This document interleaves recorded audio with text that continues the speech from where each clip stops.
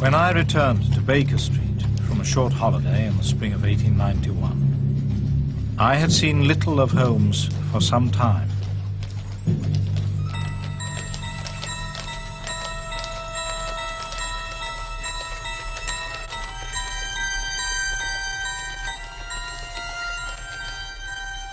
I saw in the papers that he had been engaged by the French government upon a matter of supreme importance, but I could hardly foresee that it would have so violent a consequence.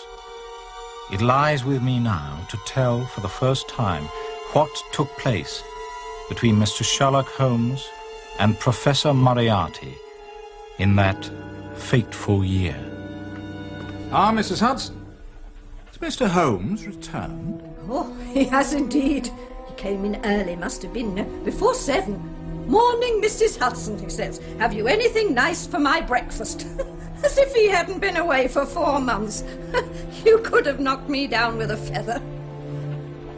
And he's gone out again, I take it? Yes, he had his breakfast and then he went out again just after his visitor left. Visitor? An elderly gentleman. They had words. I didn't like the look of him. Not at all, I didn't. He had a face like the wrath of God. Or should I say the devil? Indeed. Well, should we open a bottle of the best claret to celebrate Mr. Holmes' return? Why not? Very good. Thank you, Mrs. Hudson. I learned later that Holmes had survived 3 attempts on his life that very day. But as I waited for him to reappear, Baker Street looked to me as safe and secure as ever.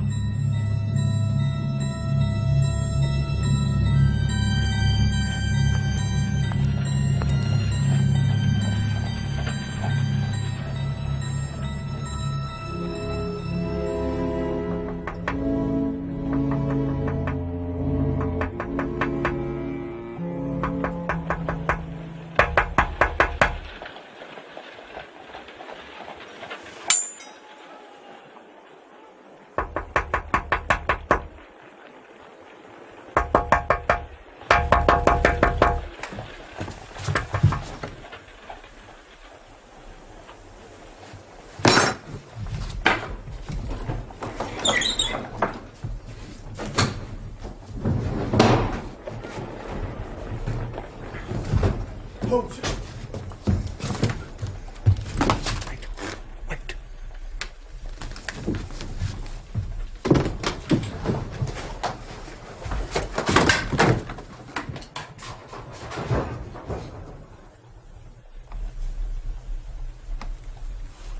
What is it?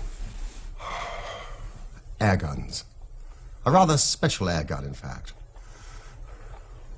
Watson, would you have any objection to drawing the blinds, casually, as if you were alone in this room?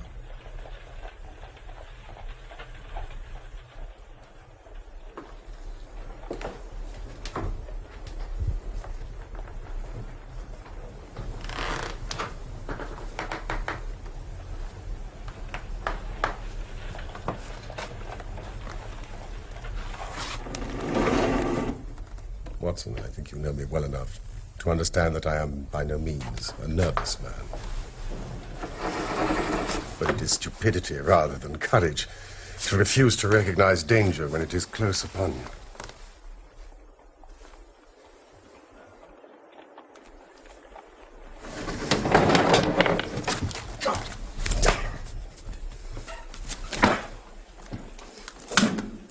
Watson, might I have a match? Holmes, you're hurt.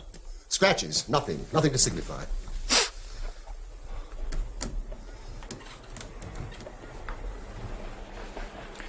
You don't look well, Holmes. Well, I have been using myself rather too freely. I have been somewhat pressed of late. How pressed? Well, as I am unable to leave this room until after dark, and then most likely by the way that I came, we do have some time on our hands. Also, I owe you an explanation for my unceremonious departure the last time that we met. I'll take some notes, if I may. Oh, by all means. This case, it is unique in the annals of crime.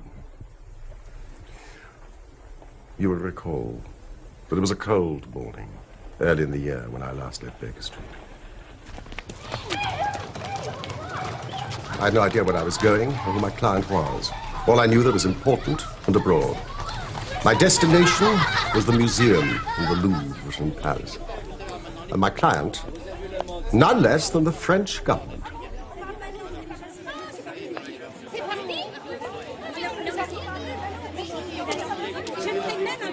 Surely this Palais du Louvre is near to the very heart of France.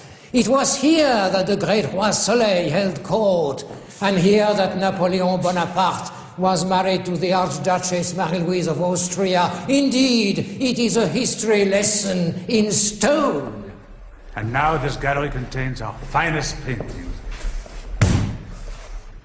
Gentlemen, shall we come to the point? I presume the Mona Lisa has been stolen. Qui le lui a dit? Je vous assure, Monsieur le Ministre, je n'ai absolument rien dit. When I see two hooks, and the place where the Mona Lisa used to hang. And then there's talk of peril and scandal. Yes, now I begin to understand the delicacy of the matter.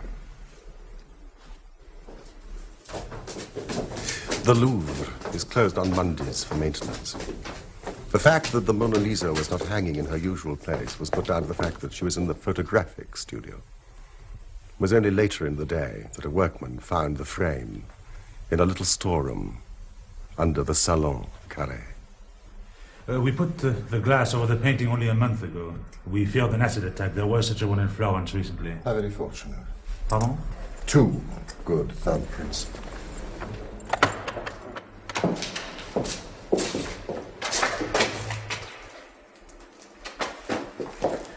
Many artists come here to make copies of the paintings.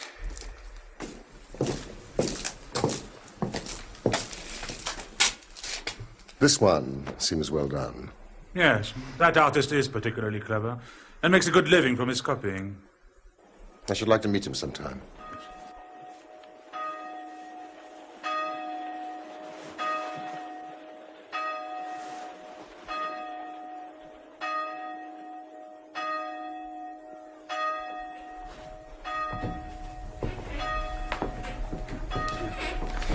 To make a bad copy is very easy, but a good one. It takes years of practice. For instance, Da Vinci used Italian poplar wood to paint on. It is very difficult to find. To mix the original color, nearly impossible. His fumature, the smooth blended tones, is very subtle. And his brushwork is left-handed. The crackler, this fine network of cracks, that is the most difficult to achieve of all. And you can achieve it. How? That is my secret. It seems to me that this is something near to a legitimate forgery. No, because the copies must never be the same size as the original. And who would buy one of my copies as the original when the real Mona Lisa is in the Louvre? But if by chance the Mona Lisa is no longer in the Louvre... Oh, but of course you are joking, monsieur.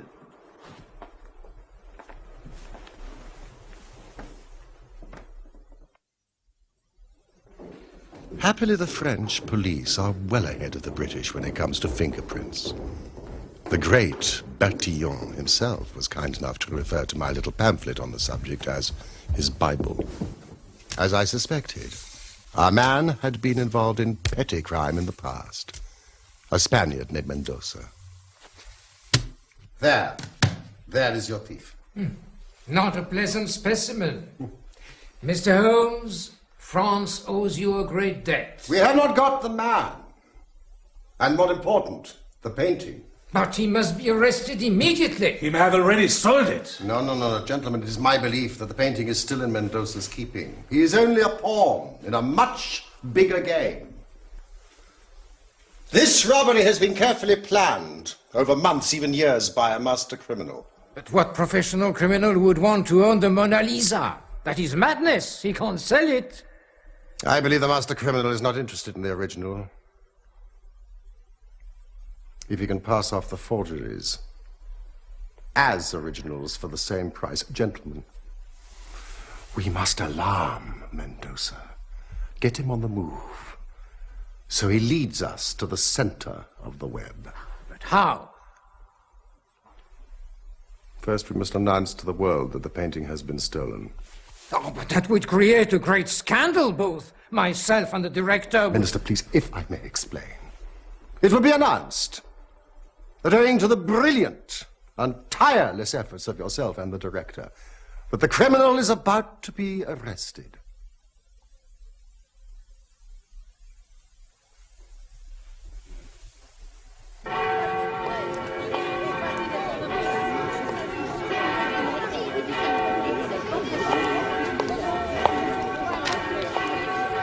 Mr. Holmes, we must arrest him now. No.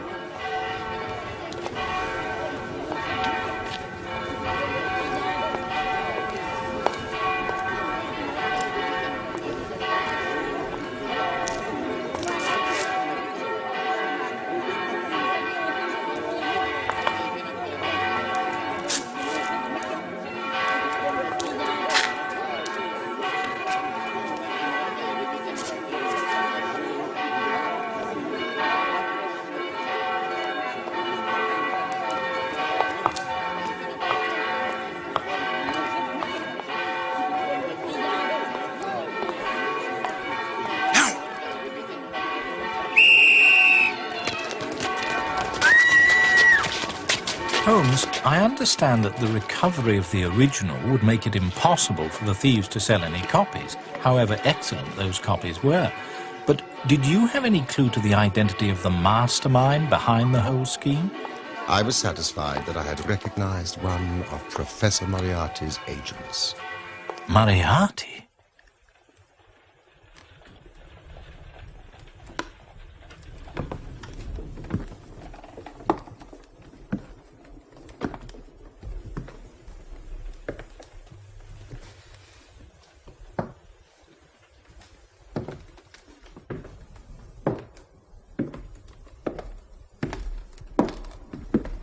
Notice the subtle modeling of the features, beautiful hands, mood, that smile.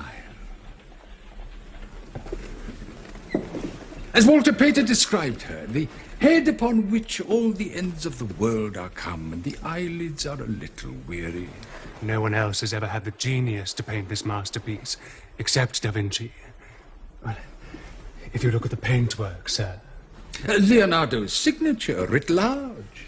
The brushwork, mano sinistra. The bloom, the sfumato technique. Will you excuse me?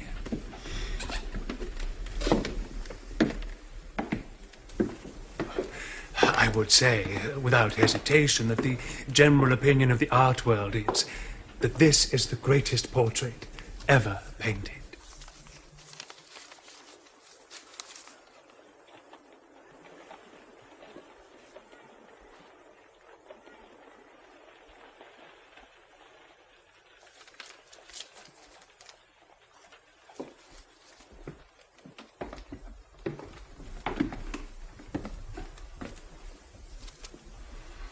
I very much regret to have to tell you, sir, that this painting is no longer for sale. I don't understand, Professor. I mean, the price, maybe? Well, now look, I'll reconsider. I'll give you a cool $4 million. How's that? I'm sorry, Mr. Morgan. The painting is no longer for sale. Huh? Hey, what you guys up to? Take your hands off me, you Mick! For sakes, for nothing! Get out of here quick enough, you fuckers! Go get lost! Richard Holmes has recovered the original. These are worthless. Destroy them. Burn them. Do it yourself. Let no one else see you. Yes, Professor Moriarty.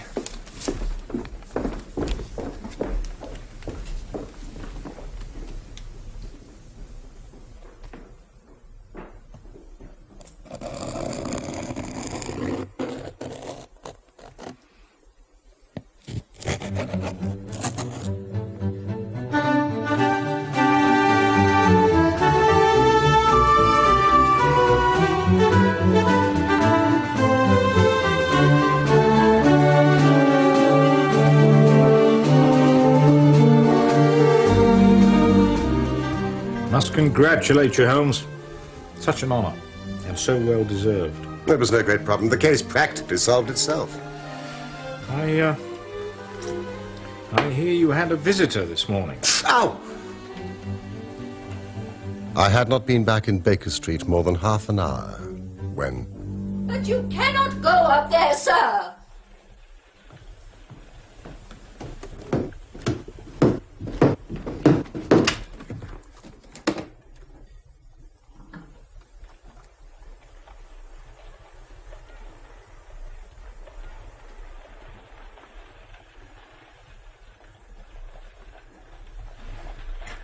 You have less frontal development than I should have expected. It's a dangerous habit to finger loaded firearms in the pocket of one's dressing gown.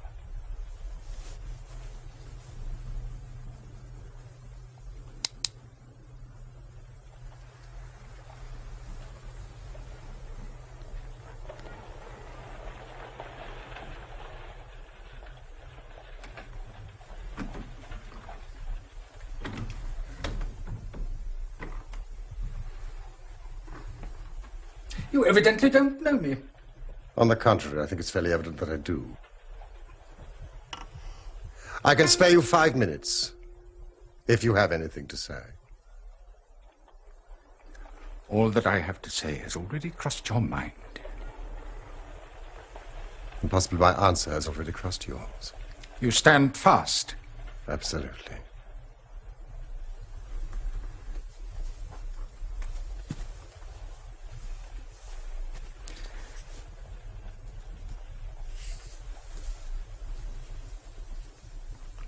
You frustrated me in the affair of the French gold. Ah. So it was you behind the Red-Headed League. A very ingenious and well-contrived idea. High praise. From you. You crossed my path first on the 4th of January. By the middle of February, I was seriously inconvenienced by you. And at the end of March, I was absolutely hampered in my plans. And now, with this last business in France, you have placed me in such a position by your continual persecution that I am in positive danger of losing my liberty. The situation is becoming an impossible one. Have you any suggestion to make? You must drop it, Mr. Holmes. You really must, you know. And what if I refuse? I'm quite sure that a man of your intelligence will see that there can be but one outcome to this affair. It is necessary that you should withdraw. You have worked things in such a fashion that we have only one resource left. It has been an intellectual treat to me to see the way in which you've grappled with this matter. But I say unaffectedly that it would be a grief to me to be forced to take an extreme measure. Oh, you smile, sir. But it really would, I do assure you. Danger is part of my trade. This is not danger. It is inevitable destruction.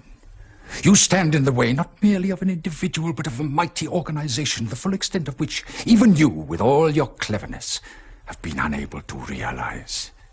You must stand clear, Mr. Holmes, or be trodden underfoot.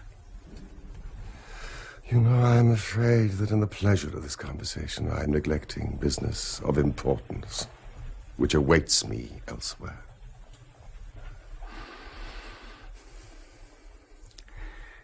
Well, well. It seems a pity. But I've done what I could.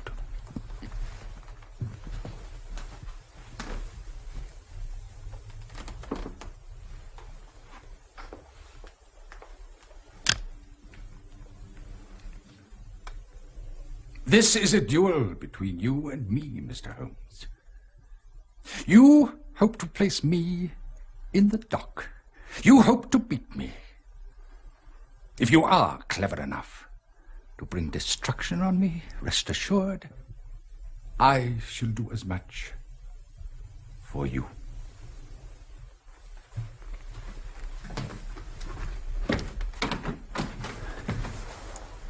You have paid me several compliments, Mr. Moriarty.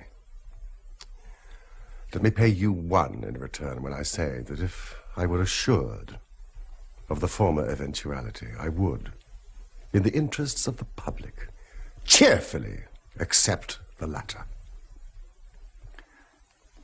I can promise you the one, but not the other.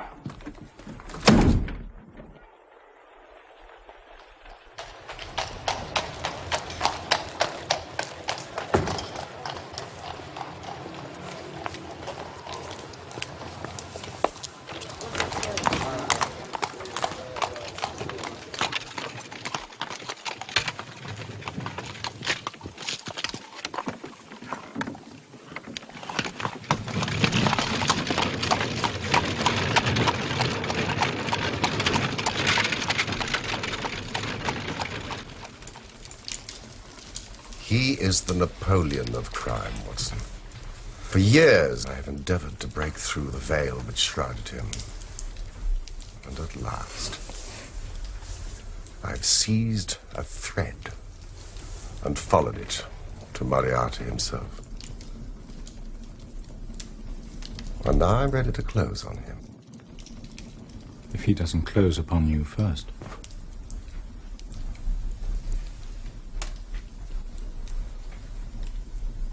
On Monday, next, matters will be ripe.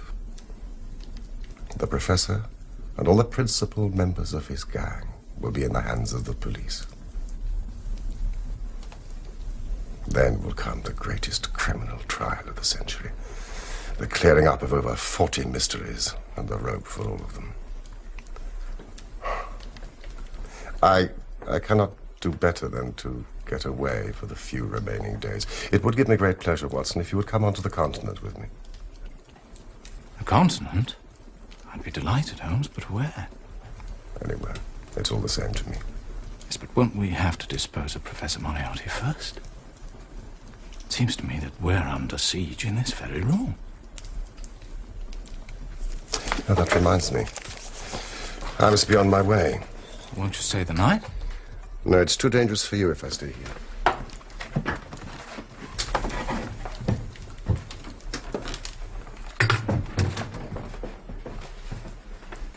I will leave the way I came and find lodgings with my brother Mycroft. We start tomorrow morning. Tomorrow morning? Oh, yes, it is most necessary. Now, here are your instructions, and I beg of you to follow them to the letter. For you are now playing a double-handed game with me, Watson, against the most powerful syndicate of criminals in Europe. You will dispatch whatever luggage you intend to take by trusty messenger, unaddressed to Victoria Station tonight. In the morning, you will send Mrs. Hudson for a hansom cab, desiring her not to take the first or second which may present itself. You will drive to the Strand end of Lowther Mews, handing the address to the cabman with a request that he will not throw it away.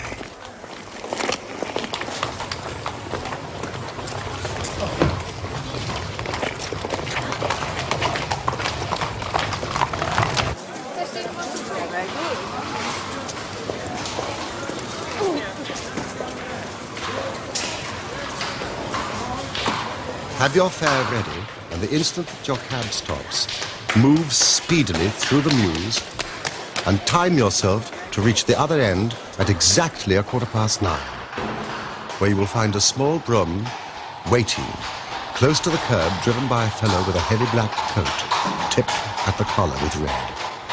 Into this you will step, and you will reach Victoria in time for the Continental Express.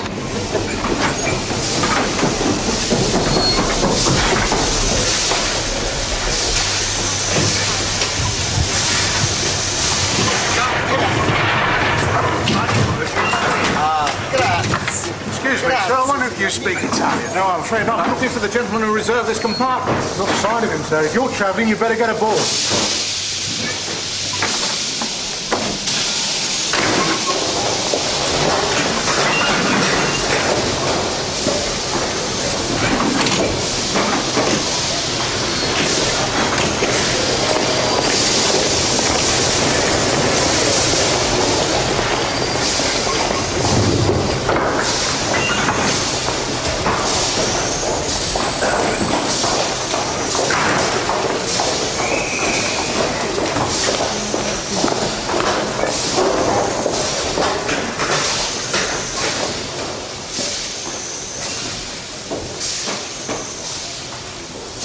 My dear Watson, you haven't even condescended to say good morning to me.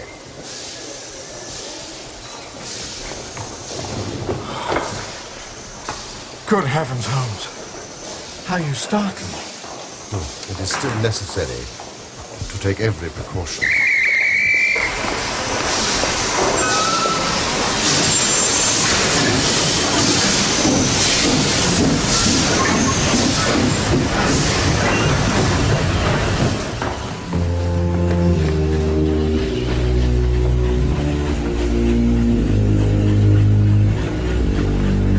I'd rather find Watson.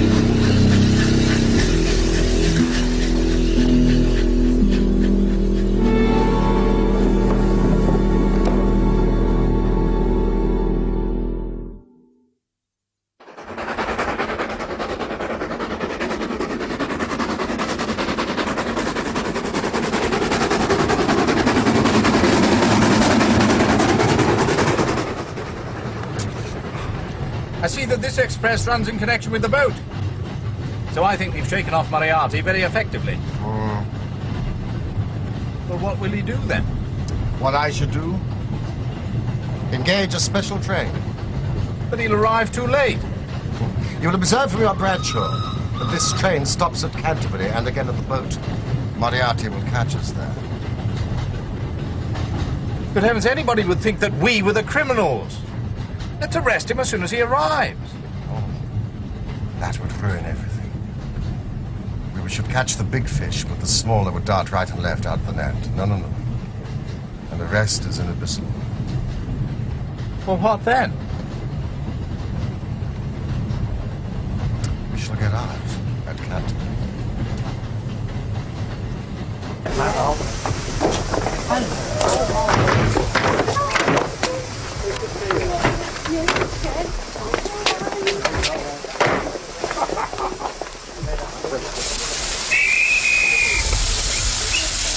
Holmes, our luggage. We must give Moriarty something to follow. What do we do? We shall go across country.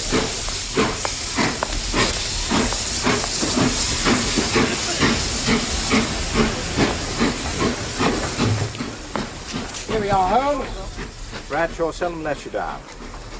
From Ashford Junction, we can take the 1 o'clock slow train to Hastings, then on to the dear old London, Brighton and South Coast line, Bexhill to Lewes non-stop, then on to New Haven, evening boat to Dieppe. I think we've got time for an early lunch.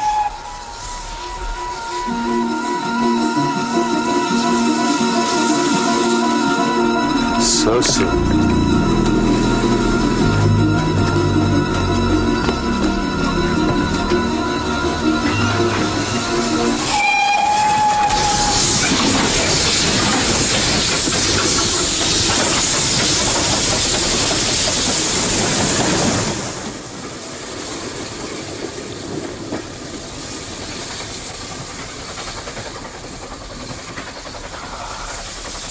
There are limits, you see, to even our friends' intelligence.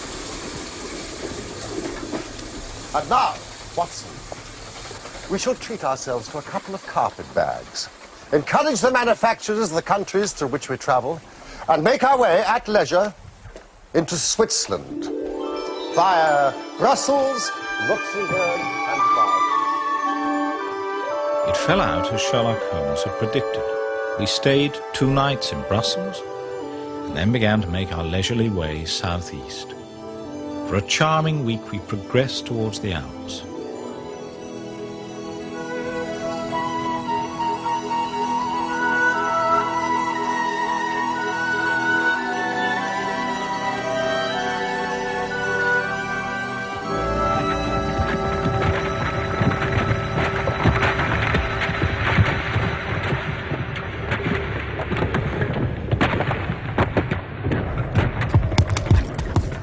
What do you think? A common enough occurrence in the mountains.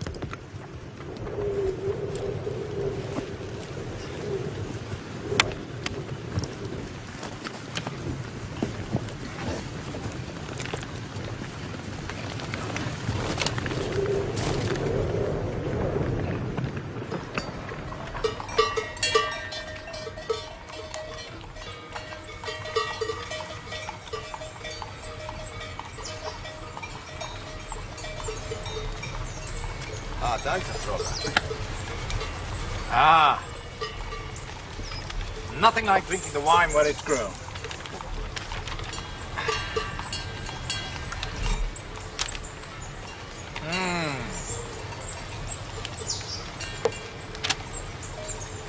All gangs safely secured, only Moriarty escaped the net, signed Mycroft. He's given them the slip.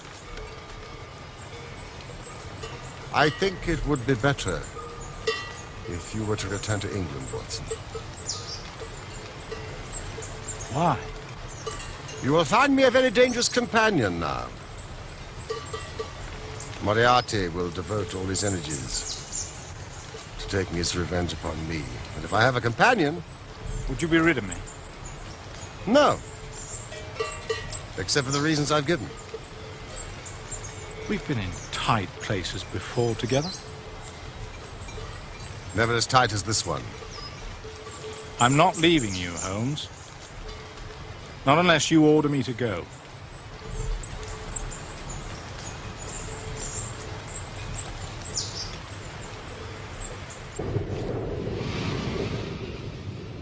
I'd never been to Switzerland before, but the beauty of the landscape reminded me irresistibly of the northwest frontier provinces of India.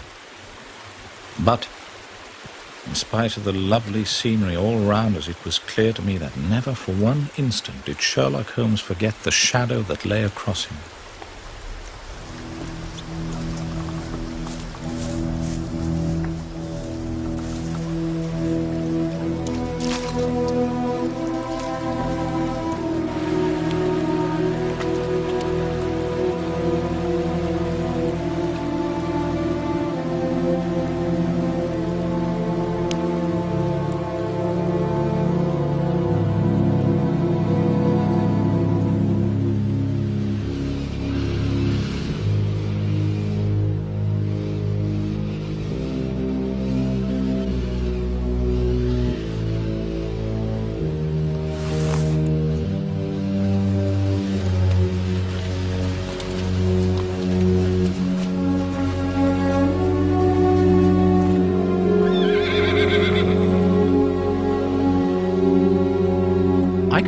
by his sharp scrutiny of every face that he was well convinced that go where we would not be clear of the danger that was dogging our footsteps.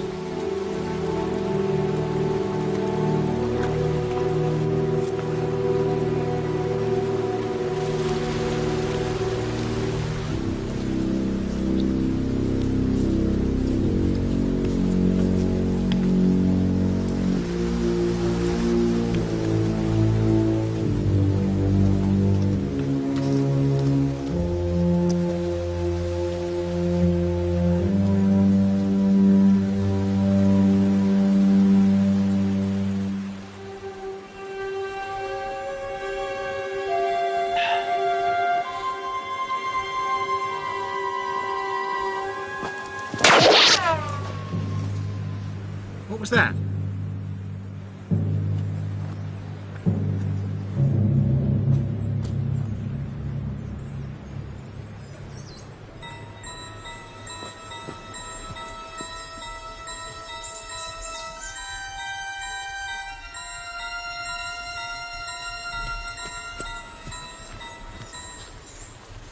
See anything?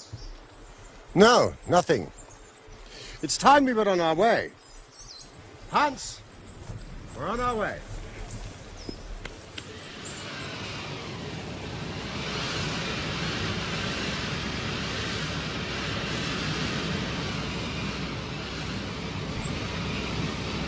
At last we reached the heart of the Bernese Oberland and came to the village of Meiringen, where we put up at the Englischerhof, then kept by Peter Steiler the elder.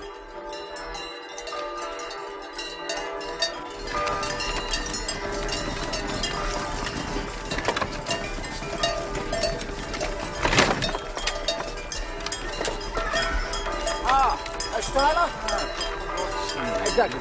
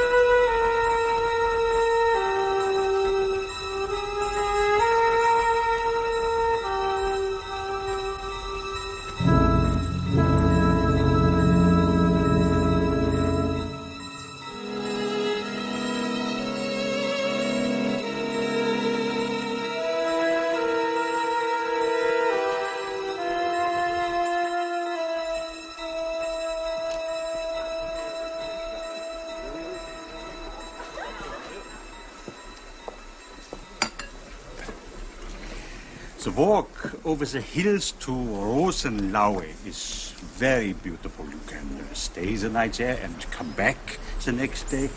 But you must not on any account miss the falls of Reichenbach. It's only a small detour. There it is. Also, gute Reise. Dankeschön.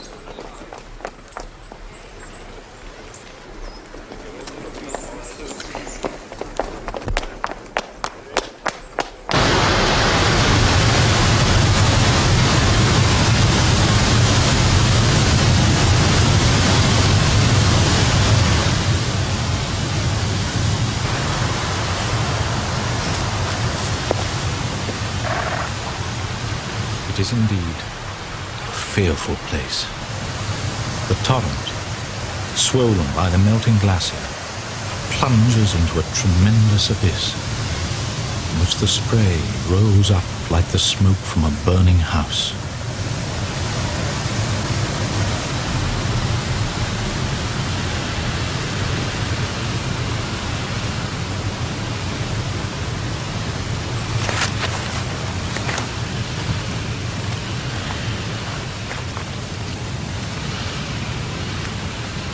Herr Dr. Watson! Herr Dr. Watson! Herr Dr. Watson! Yes? Herr Steiler told me to give you this. It is very urgent. It seems an English woman was taken to the hotel after we left, on her way to friends in Lucerne. She's had a grave hemorrhage. Tuberculosis. Ah, no doubt. It appears she's dying.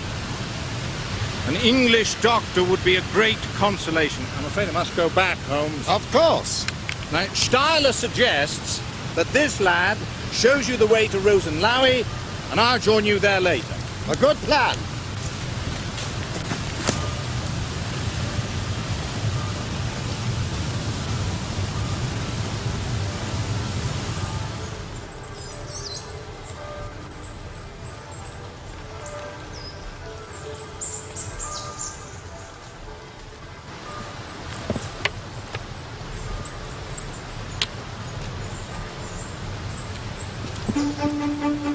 Hey!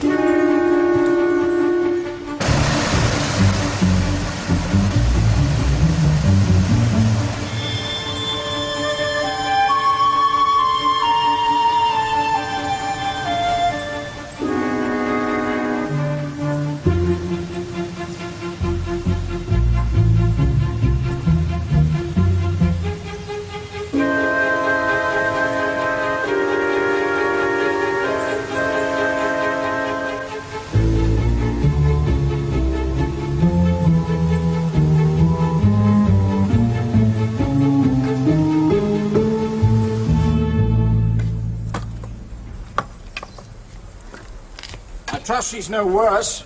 Bitte?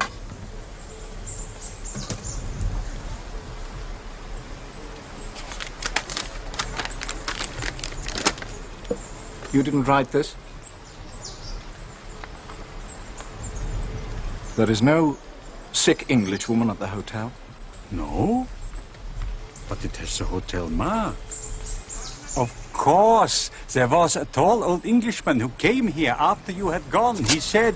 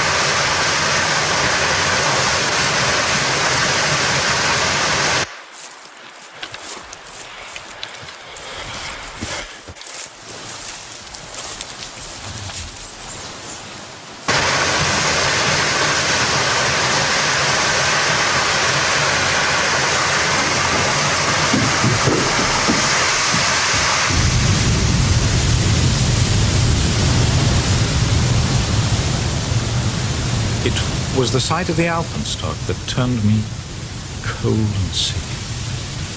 He had not gone to Rosenlau.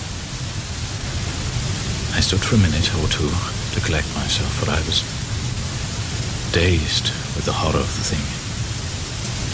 And then I began to think of Holmes's own methods and to try to practice them.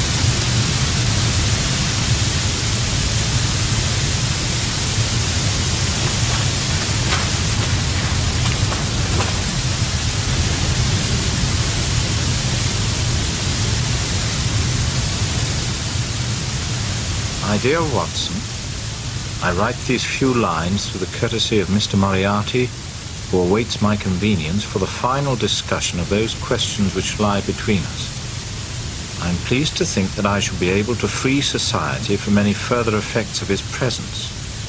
though I fear that it is at a cost which will give pain to my friends, and especially, my dear Watson, to you. As you know, my career had, in any case, reached a crisis, and no possible conclusion to it could be more congenial to me than this. Indeed, if I may make a full confession to you, I was convinced that the letter from Meiringen was a hoax. I made every disposition of my property before leaving England and handed it to my brother Mycroft. Goodbye, and good luck, and believe me to be, my dear fellow, very sincerely yours, Sherlock Holmes.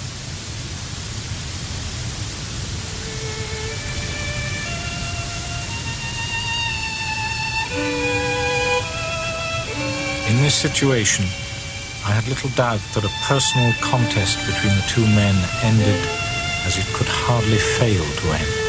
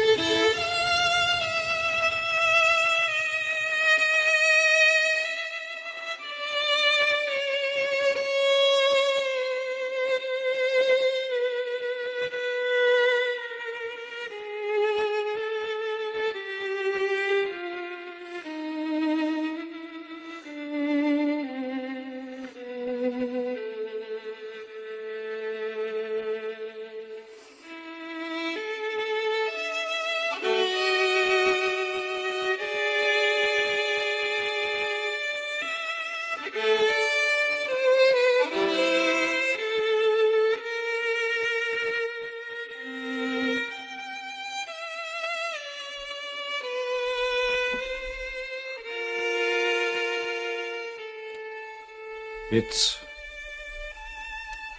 with a heavy heart that I take up my pen to write these, the last words in which I shall ever record the singular gifts by which my friend, Mr. Sherlock Holmes, was distinguished. I shall ever regard him as the best and the wisest man I have ever known.